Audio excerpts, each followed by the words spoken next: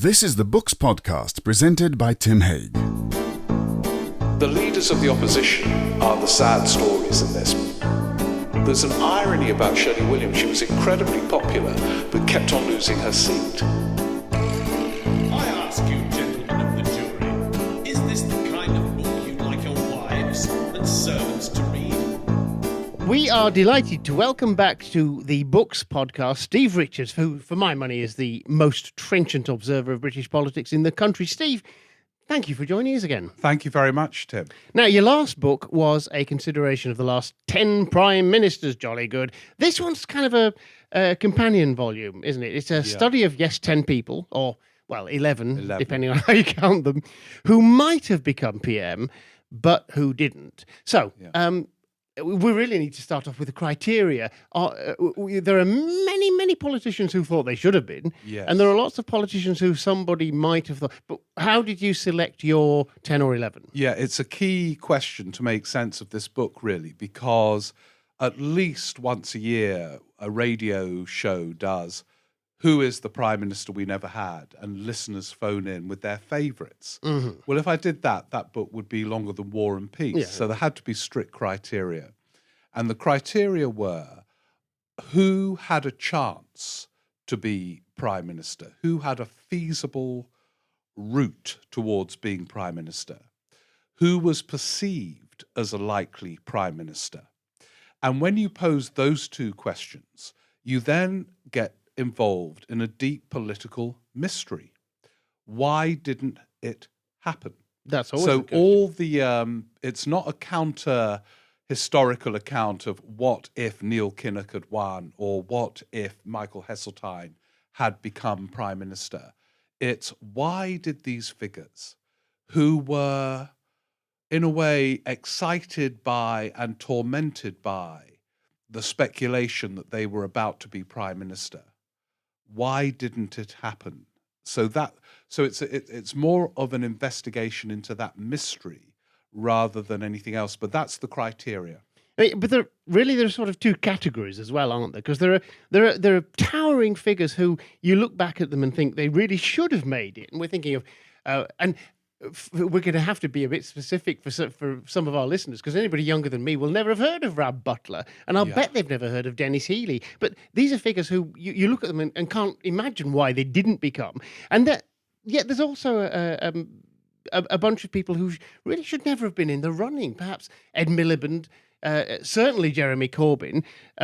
Actually, I'd add Johnson, May, and Truss, except that they all did. They all made it. Yeah, they all made but it. I mean, they would be in my category of ones who should never have been considered. It is a dangerous game. It is two categories, though, isn't it? It is two categories. That's why the criteria has to be very strict. So, for example, when Liz Truss became Prime Minister and Rishi Sunak lost that leadership contest, my publisher phoned me up and said, will you add another chapter on Prime Ministers We Never Had with Rishi Sunak? And if I'd written that, it would have been a huge waste of time. It has to be strict. Yeah, there are some who would have been, wherever your politics are, bigger political figures than those who did become Prime Minister and failed. But it's equally valid to put in Jeremy Corbyn, because after the 2017 general election, when he wiped out the Conservatives' majority, many people, including those who despised him, thought he could well be Prime Minister. So even with him, it's a fascinating question. What happened between what I regard as a triumph for him in 2017 to what is clearly a humiliation for him in 2019? But you're right, there are these titans of politics, whatever your politics are. We will come on to them. You've got a marvellous quote about Jeremy Corbyn. You say he's basically a tennis player in a local park, transported to centre court at Wimbledon. Yeah, which is why he's one of the ones who really shouldn't have ever been in the running. But of course he was. Yeah, it remains in a very competitive field the most extraordinary story of British politics post-1945, the rise of Jeremy Corbyn, because he was a backbench MP from 1983, the year when Tony Blair and Gordon Brown became MPs. And all through that period of the Labour government, he was on the back benches, often rebelling against that Labour government. And yet, and by the way, during that period, I knew very well people who ached to be leader of the Labour Party. And the figure who became leader of the Labour Party was Jeremy Corbyn.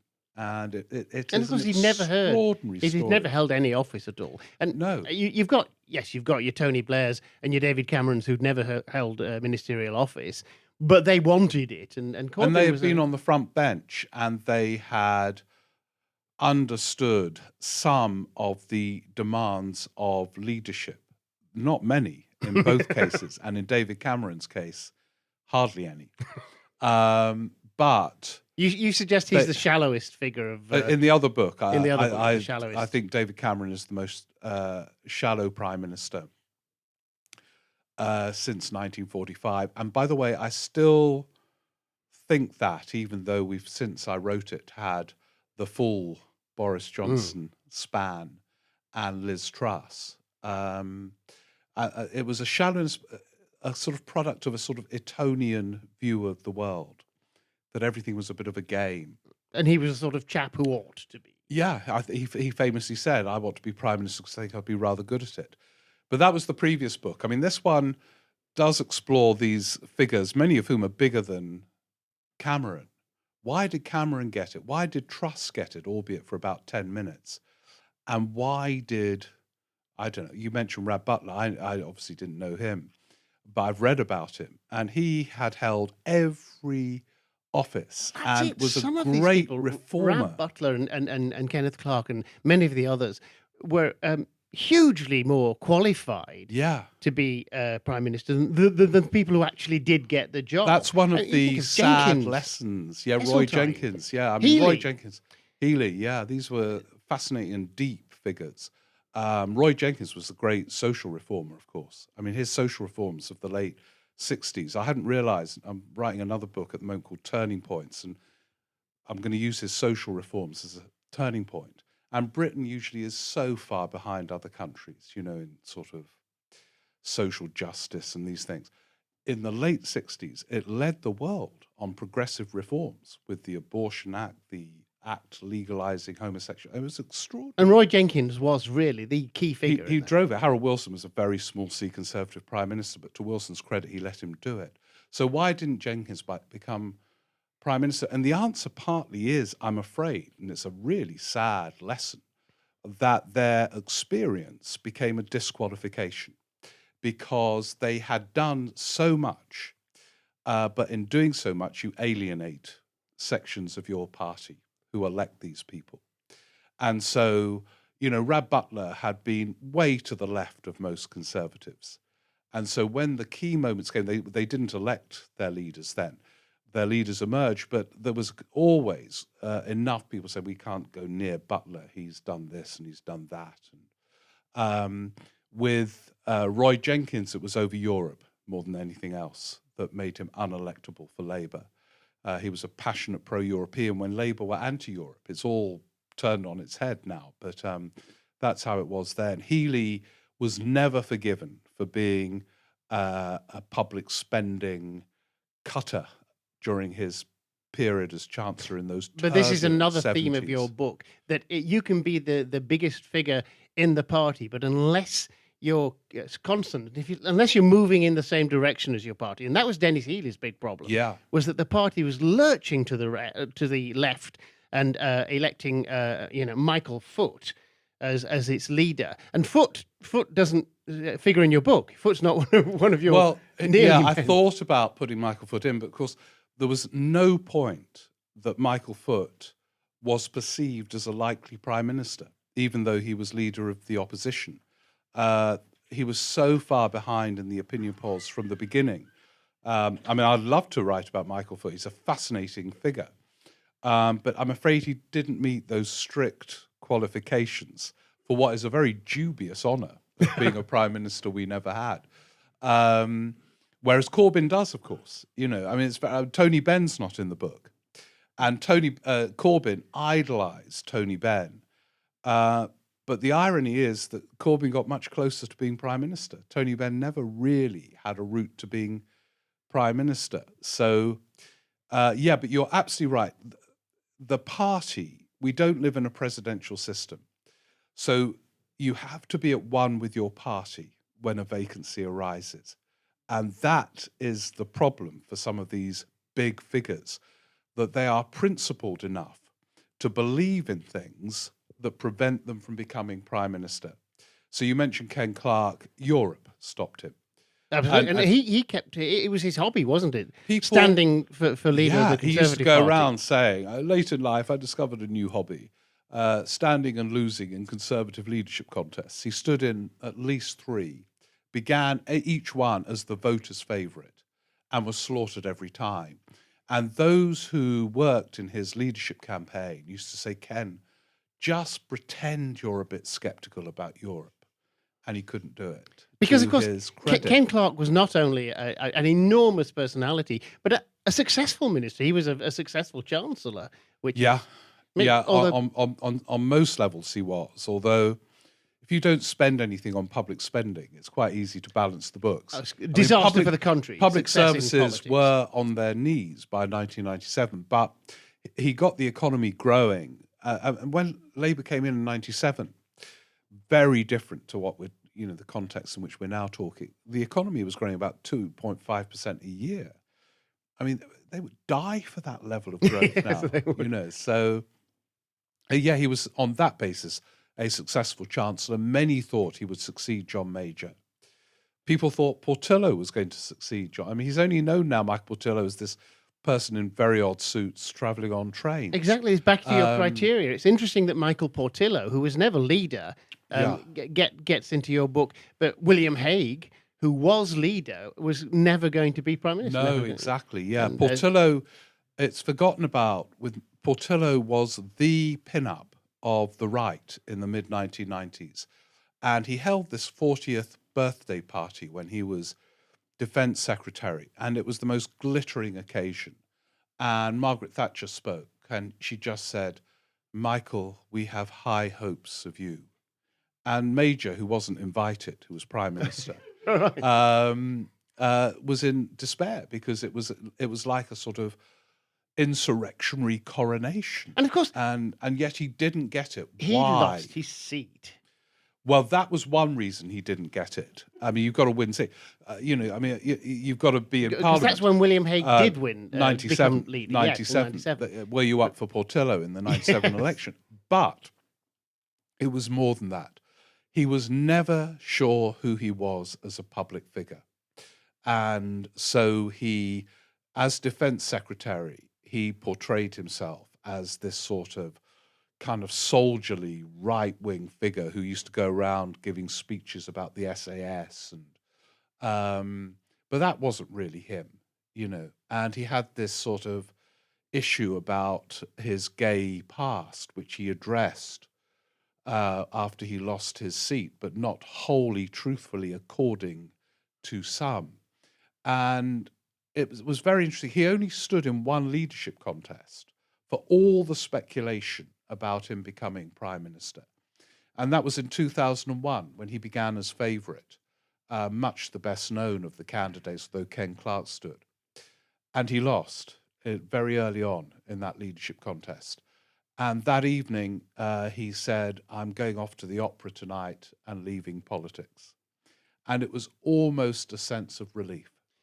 And this from this intensely ambitious figure who from the age of about 2 wanted to be prime minister, to relief to get out of it and do series about train journeys in Australia. Or something. But doesn't that tie in back with your theme of having too many achievements, political achievements? If a figure is too familiar to the public, one of Dennis Healey's problems was that he'd been as forefront as a Labour politician as the Prime Minister, and do the public want something that's a bit new? That's Well, not I been think around the so long? public would have wanted Healey.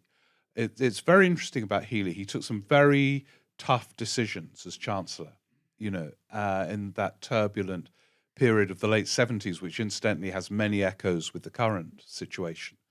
But Healey with the public remained quite popular. I think I put in the chapter on Healy. He used to be, those Morecambe and Wise Christmas TV specials. Well, Healy used to appear dressed up as Father Christmas. And the audience used to cheer. When George Osborne opened something at the Paralympics, they booed. So he was quite popular with the wider. He blazed a electorate. trail for Boris Johnson to be sort of I think with Portillo and Heseltine, they were really tormented by a perception of intense ambition. And incidentally, later on with Labour, in a curious way, although he's a very different character, so was David Miliband. He suddenly became this great hope for a part of the Labour Party. And it went to David Miliband's head. He's a rather modest person, actually. He's not conceited. But it really went to his head, speculation that he would be Prime Minister. And the moment this speculation starts, people change. You say in the book that prime ministers sort of become political rock stars because of their exposure, but some politicians become stars while they're bidding for it, and you don't think it's actually good too for early. It's fatal. So Portillo for the right became a rock star, and it was clear it was going to finish him off. Heseltine, the excitement when Heseltine gave interviews or spoke at party conferences was too much, And so whenever Heseltine gave an interview, he was asked, "And are you thinking of standing for the leadership?" And then you have to start waffling, and and then he does go for it. He wasn't trusted unfairly. He's quite a trustworthy person. He was very loyal to John Major, and he did good work as well in government from their point of view. From the Thatcher era, he was a great reforming minister. I mean, he was the only one who dared to ask Thatcher for public money. The others were too scared to ask. He did and got it for Liverpool and East London and so on. But I actually do. The only one I speculate about what if is him. I think if he had got it in 1990 when he stood against Thatcher, when John Major won, I think Britain would still be in the European Union, because he would have got it at a point where the Tory party was still not fully decided as to where it was going on Europe. There was not a single Tory MP saying we should be out of Europe then. And he was so passionately pro, I think he would have taken his party on. Major was a bit more equivocal. So that's the only what if I explore. I mean, there are some really interesting what ifs, to be honest. Like, what if Kinnock had won in '92? Oh, let's go to Kinnock, because I wanted to touch on just a couple more of your kind of.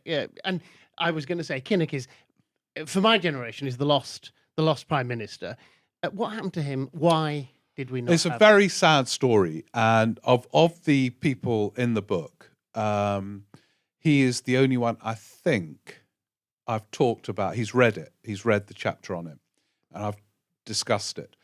I think it's one of the sadder chapters. My theory is he was doomed from the beginning. He became leader in 1983 when Labour was slaughtered at the 83 election. He was never going to turn that round in one election. He did fight two elections. Yeah, he fought two, but it's too long. So he was leader of the opposition for 9 years. And it was a slog, wasn't it? Because he had a lot of work to do. A lot of battles to do. The papers turned on him. He became unsure of who he was. And he was 9 years just talking on a stage, doing no power to change things. And people just got fed up with him. And what is really sad is that by 92, the poor sod had been working 9 years around the clock. And on the day of the election, the BBC exit poll was wrong and predicted a hung parliament where Labour would be the biggest party. And so he began that evening thinking he'd be Prime Minister. And by 1 a.m, he knew it was all over. And they never get over it. He hasn't to this very day. But 9 years is too long. If Keir Starmer loses the next election, he needs to go the next day. But he will, won't he? Because that's what happens. I think nowadays it's over for them. Yeah, I think he'll be challenged if he doesn't. So that they have one election now, and after that, you can't be leader of the opposition. And yeah, but that's a kind of sad. The leaders of the opposition are the sad stories in this, because apart from Jeremy Corbyn, who I think was quite relieved to lose, the others were desperate. So Ed Miliband has never recovered losing. The reason there are 11 is because there's a chapter on David and Ed, and that's a sad story as well. What did Kinnock think of the chapter? Did he Oh, tell yeah, you? and he thought it was very fair, and he agrees with it, that he never could win. And he tells me, I think this is a bit of sort of retrospective stuff, that after the election in 83, he knew he was going to get it, that Michael Foot wanted him to do it, and he never wanted it because he knew the hell involved. I don't think that's true. He was very ambitious as this very charismatic, He really wanted to be exuberant prime minister, and 40 I think he would have been a 40-year-old. good prime minister. Well, it's very interesting. His shadow cabinet in 1992 was really strong. You know, you had John Smith, Blair and Brown were in there, Robin Cook, Harriet Harman. I mean, there were Mo Molam. You know, she became famous as Blair's Northern Ireland secretary. She was in Kinnock's team. And it would have been quite a good cabinet. But there's no point. We'll never know. We'll never know what it was like, which is why it's more the mystery. Why didn't these people get it? You know? Well, only one woman met your criteria to make it onto And your only list. just, yeah. Okay. Tell me about Barbara Castle. Yeah, well, just to explain why there aren't more women. In the Conservative Party, the two women who might have made this list became Prime Minister, which is a more honourable list to be on. You know, so Thatcher and May became Prime Minister. On the Labour side, you know, the truth is that some people would say to me to this very day, Shirley Williams would have been a great Prime Minister. She never stood for a leadership contest. And there's an irony about Shirley Williams. She was incredibly popular, but kept on losing her seat. So she was always out of the House of Commons at key moments. And Harriet Harman never stood in a leadership contest. I think she regrets it now. Margaret Beckett did. She did, but it was in 1994 when there was only one question in the whole of British politics, which was whether it was going to be Blair or Brown. Yes. And Blair slaughtered her, I'm afraid. So she doesn't make it, although I think she would have been quite good, actually, Margaret Beckett. Yeah, she was a foreign secretary quite effectively. Yeah, and she stood in and was acting leader. She had a past as well. You know, New Labour didn't. Well, Gordon Brown had a sense of the past. He was a historian, but a lot of them didn't. She did. She was a minister in the 70s. So the tragedy about John Smith, he was a cabinet minister in the 70s, that he had a sense of power and what it meant. The others were kind of in awe of it. Because they'd been out of power for 18, so long. 18 years. Yeah. 18 years. So I think she'd be quite good. But Barbara Castle makes it, even though she never stood for a leadership contest, a lot of the women candidates in leadership contests since, like Lisa Nandy and others, all say she is the best that we never had. So I've kind of put her in on that basis. And she is fascinating. I mean, she was ahead of her time. She was a great planner and believed in the responsibility of government to plan. But that brought with it obligations for others to be part of the plan. And she came at a cropper with that with the trade unions. She famously introduced in place of strike. In 1969, Yeah. wasn't it? Which was going to be this new deal on industrial relations. Regulating the unions, but giving them huge benefits with the responsibilities. But it got nowhere. Wilson supported her, but the entire cabinet wouldn't back her. So her party wouldn't back her, and it destroyed her. In place of strike, Yeah. destroyed her. Now, what's interesting is that Jim Callaghan, who did become Prime Minister, Yeah. had an equivalently cataclysmic experience in being Chancellor during the 1967 devaluation. And yet he found, one of the great quotes is that most routes to number 10 are blocked. Jim found a route, and Barbara Castle didn't after her disaster. Yeah, because, most people don't recover from the trauma of devaluation. But he kept at it. And of course, in a way, his rehabilitation was his opposition to Barbara Castle. because then to have a chance to lead the Labour Party, you had to have the trade unions on your side. And he was of the trade unions and represented them in that battle with Barbara Castle. And then, of course, with that great Shakespearean irony, was destroyed by them when he became Prime Minister. And if the Castle Plan had been implemented, it's so interesting what might have happened then, because I think Britain would have been a fairer place in the 70s, but there wouldn't have been the scale of disruption. It wasn't a reactionary plan at all.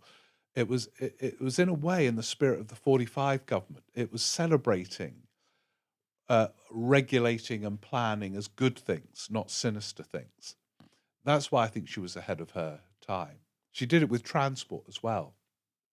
She said that transport was her favourite brief, didn't she?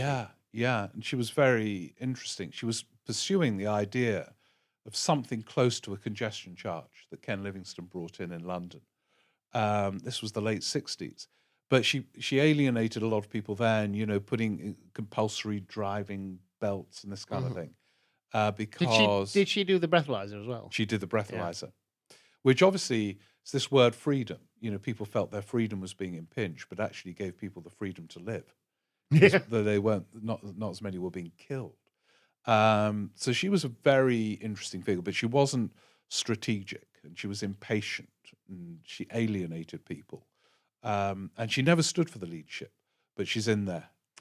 Finally, I sort of nailed my colours to the mast there with Neil Kinnock. Is there one of these figures that you think should have made it to number 10? Well, who would you pull out and say that's the one? I sometimes avoid this answer because I can never know the political makeup of the audience and things. But I will say now, I think it is desperately sad that Kinnock lost in 92. I think if you look at the chaos that erupted from 92 to 97 with Maastricht and the Tory revolts, and I think that cabinet would have been good, although they would have suffered that currency crisis, which brought Major to a terminal low just a few months after the 92 election. I don't know what. And then the Tories would have spent the next 30 years saying, Labour will give you a currency crisis. It's very hard to imagine quite what would have happened.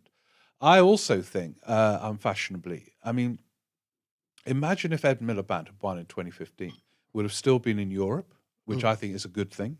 This is why it's subjective, this game, of who, but I think, it would have been a good thing. The austerity that was renewed in 2015 would have been far more measured with Miliband. I think he would have explored interesting questions about ownership and markets, which actually, funnily enough, Theresa May began to raise when she was Prime Minister. But but it's very subjective. The one, as I say, the only thing I'm kind of confident about in predicting what might have happened is that we'd still be in Europe if Heseltine had won in 1990. I cannot see how he could have led that party towards the route they then took. But some people listening might be great Brexit fans, so they'll think the opposite to what I've just said. But so that's why all of that's subjective. But I agree with you about Kinnock. It's a very sad story, that one. And on one level, he's recovered his old ebullience, but you can see that these figures are still haunted by this terrible sense of deep, deep rejection. Well, we can finish by being on the same page. So, Steve, thank you very much. The book is The Prime Ministers We Never Had by Steve Richards. It's published by Atlantic, and it's now out in paperback at $10.99. I loved it. Absolutely, every page was. Oh well, thank you. You're brilliant. a great interview. You get to the key themes in a way many others don't. So thank you very much. Well, thank you, Steve. It's been brilliant. That was the Books Podcast with Tim Haig.